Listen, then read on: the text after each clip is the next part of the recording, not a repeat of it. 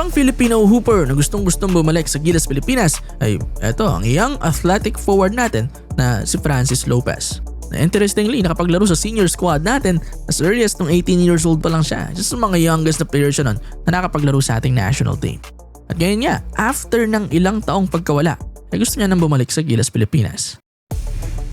2021, noong una nakapaglaro siya sa Gilas Pilipinas under Coach Tab Baldwin. Kontrain daw ni siya yung debut niya kung saan dinurog din natin yon by 25 points. Mga nakasama niya nun sa team, mga kapwa niya ring batang prospect. 21 lang si RJ at SJ, si Dwight 22, Tamayo 20, tas si Kai 19.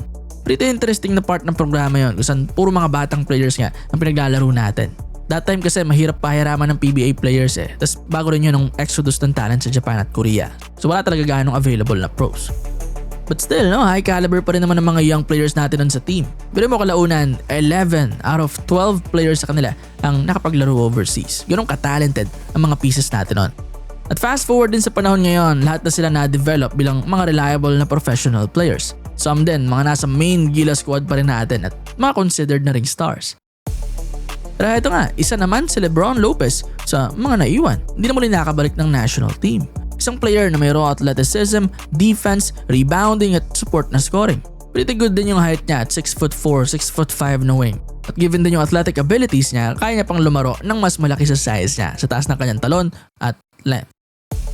Sa Japan B-League din, sa kanyang rookie year last season, in 60 games, nag-average dong si Lopez ng 7 points, 4 rebounds bilang role player ng Fighting Eagles Nagoya.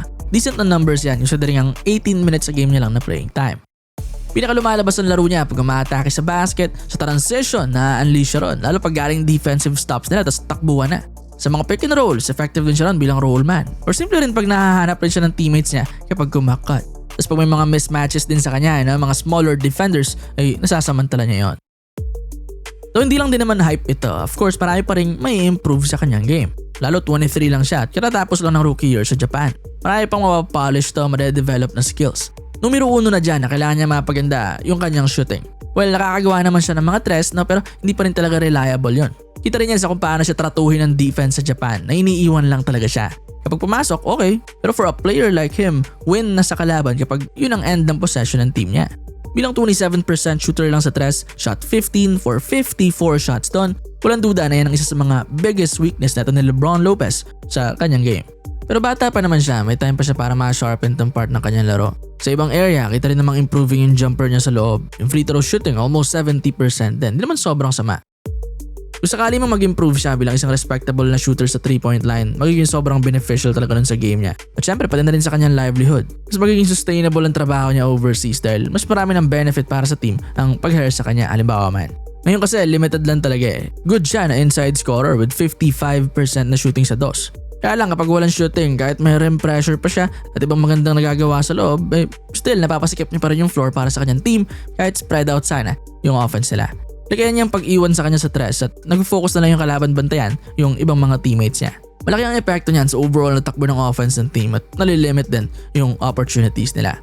Kasama na rin ng shooting, ilan pa sa mga best na may improve sa kanya, yung ball handling at shot creation para sa mas marami pang options sa kanya offensively.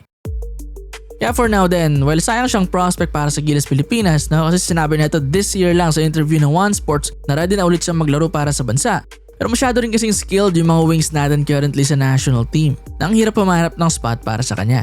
Ito yung player na tanggap natin bakit hindi siya nakukuha. Yung sa guard spot may masasabi ka pa pero dyan sa wing at big man position natin ay doon sobrang stack pag healthy. Paano competition ni Lopez sa wing? Kevin Kiambao na nagtatransform na bilang superstar nitong Gilas Pilipinas. Elite na scorer, shooter, at tiyamak na mas marami rin ng ways na to score kumpara kay Lopez. Si Tamayo, ito umaangat din yan sa 3 spot lalo pag healthy yung ilalim natin kay Lakay. Same kay KQ, may shooting ito at kayang gumawa ng sarili niyang tira. May tira rin sa poste at mas malaki ring player overall. Sino pa ba kalaban niya? Si Dwight Ramos siguro isa pa yan. Small forward din yan kung di nyo napapansin. Close din sila ng height ni Lopez. Dahil pa, even si Justin Brownlee nga kalaban niya sa spot. Again, kapag naka-double bigs nga tayo, naangat yan sila JB sa 3 spot.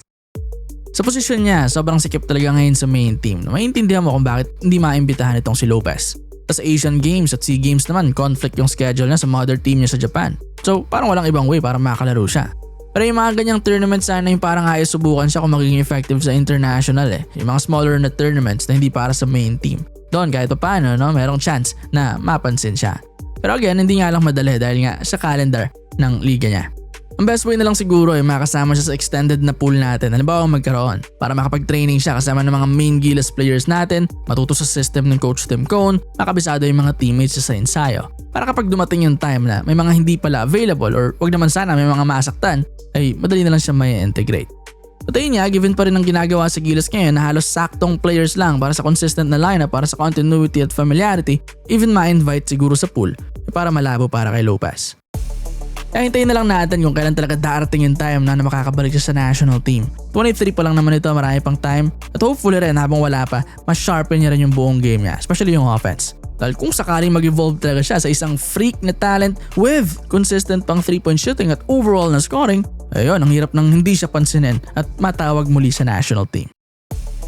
Good luck dito kay Francis Lopez. At paano ang win naman sa kanya ay sa Japan B-League siya lumalaro. Bukod sa pumapaldo na siya, yung development din doon ay nasa faster na rate kumpara sa atin dahil sa mas maraming imports doon, mas maraming foreign coaches, mas organized sa sistema at liga at better din na calendar. Mas matagal yung kanilang off-season para ma-develop naman yung individual skills niya. Sana in 1 to 2 years na magkaroon ng rapid na growth sa game neto ni Lopez dahil walang duda na isa pa rin siya sa mga best na raw talent ng Gilas Pilipinas.